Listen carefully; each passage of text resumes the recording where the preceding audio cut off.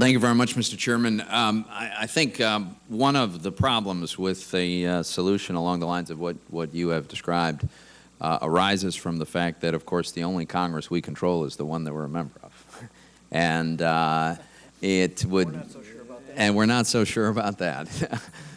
So the idea of widening the deficit with on the promise that it will be narrowed in the future is one that would be challenging for me to accept that we have a good reason to believe that it will actually be carried through. Having said that, statutory changes in the architecture of the programs driving this that passed and with bipartisan support and were signed into law, those would tend to be enduring.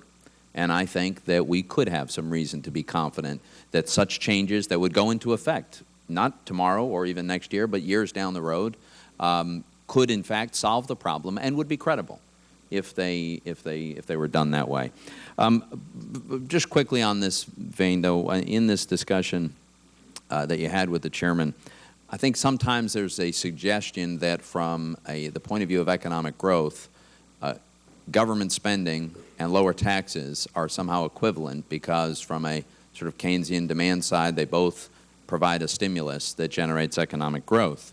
And I understand that analysis, but I would suggest, and I don't know if you agree or not, Dr. Elmendorf, but my own view is there's one very important way in which they differ and in which lower tax, specifically lower marginal tax rates and lower taxes on investment have an effect on economic growth, a positive effect that spending doesn't have, and that is in the incentive component, the extent to which lower marginal rates encourage more work, more savings, more investment, more risk-taking in a way that more government spending does not. And that therefore, while I can acknowledge the Keynesian argument that they're somehow equivalent from a demand side, they're not equivalent on the supply side. And I don't know if you share that view. I have a different view. No, I think you're correct, Senator. Even on the demand side, in analysis we've done for this committee, presented in testimony last fall, different sorts of specific changes in tax policy or spending policy could have very different effects, we estimate, on the economy in the short run. Right. So even within one of those categories, not everything is alike. And I think you're right to emphasize the importance of the incentive effects of changes in tax rates for medium-term and long-term growth. Certain aspects of government spending can matter as well. We can talk about infrastructure spending and so on, but you're right to emphasize the importance of tax rates. Now, earlier, the chairman challenged my assertion that what we have is a spending problem, and he observed correctly that revenue is at a relatively low point, a multi-year low as a percentage of GDP. But the tax regime that we have in place has been in place now for almost 10 years, and it seems to me that the low revenue number that we have as a percentage of GDP is a function of a weak economy.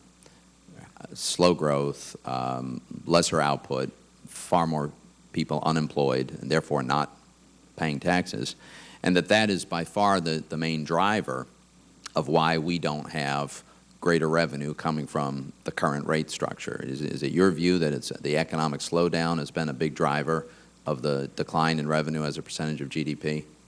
Yes, the economic slowdown has been the principal factor. Of course, for a given set of for higher tax rates, one might collect more revenue from our given tax base. But you're right about the sharp decline in taxable income. Right. And the other point that I would make is that if you look at your alternative fiscal scenario in which you assume that all the current rates remain in place, in fact, revenue returns to its historical norm. And really within a few years, actually, it exceeds the 18% of GDP that has been the historical average. So in that sense, we are on a course with the current tax rates for revenue to be normal again, at least normal as measured by America's history. Yes. What doesn't revert to normal is spending. Spending stays at an elevated percentage of GDP indefinitely, and then it gets worse. It accelerates. Is that yes, that's right. And as I showed in the bar chart, and you highlighted particular types of spending. So that's why you know, if you believe that fundamentally spending needs to be and ought to be a greater share of our economy and taxes ought to be a greater share than historically they've been, okay, that's a perfectly legitimate point of view, but that's a departure from what has been the norm in this country for decades. The last point I would make on this is that as recently as 2007, the current tax regime generated more than 18% of GDP in revenue to the government and a deficit of only 1.2% of GDP, a deficit that was adding to the debt at a rate slower than the economy was growing, and therefore establishing that goal, and I think that should be our goal, of debt to GDP ratio that would be declining. Yes. I'll yield, Mr. Chairman. Let me pick up on the point